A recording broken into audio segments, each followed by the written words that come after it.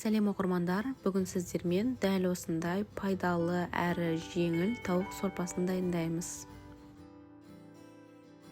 Бірінші кезекте тазартылған тауық етін алып, оны ірі бөліктерге бөлеміз және қатты майда етіп турамауға тырысыңыз. Және біз тауық етін қайнатқан кезде сыртқы терісін алмай, сүйегімен терісімен бірге қайнатамыз. Себебі ол да өзінің майын сорпаға шығаратын болады.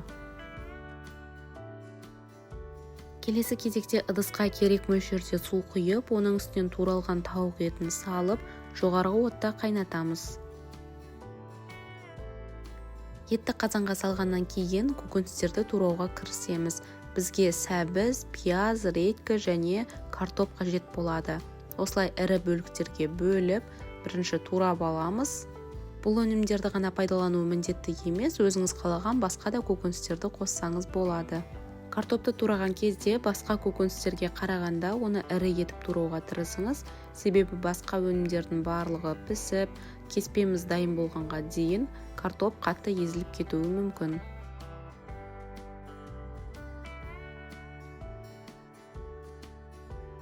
Тауық еті шамамен 15-20 минут қайнағаннан кейін оның үстінен көбіктер бөлінетін болады. Оны міндетті түрде сүзіп тазалап алып тастаңыз.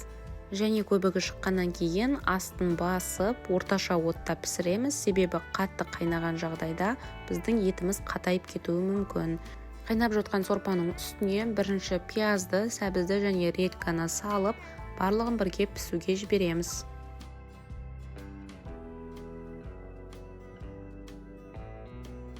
Көкөністерімізді сорпаның үстіне салып болғаннан кейін, оның үстінен керек мөлшерде дәміне қарай тұзын, бұрышын және өз қалауыңызша лавр жапырағын қоссаңыз да болады.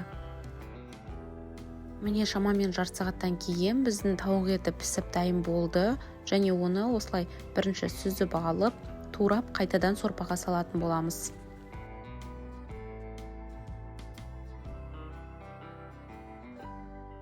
Сорпаның дәмін тұзын көріп алып, оның үстіне картопымызды саламыз. Және тауық етін жақсылап турап алып, барлығын қайтадан сорпаға қосып, оның үстінен өз қалауыңызша кез келген кеспені қоссаңыз болады. Бізде бұл сорпа өзі сондай жеңіл және емдік қасиеті бар тағам болғандықтан, кеспесін көп қоспай қоюға тырысыңыз. Себебі кеспесі 2 есе көбейген кезде біздің тағамымыз қою болып кетуі мүмкін.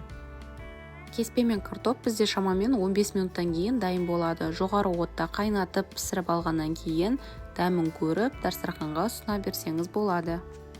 Міне біздің тағамымыз дайын болды. Видеода көргендеріңіздей бұл тағам ешқандай да қуырылмайды және құрамына май қосылмайды.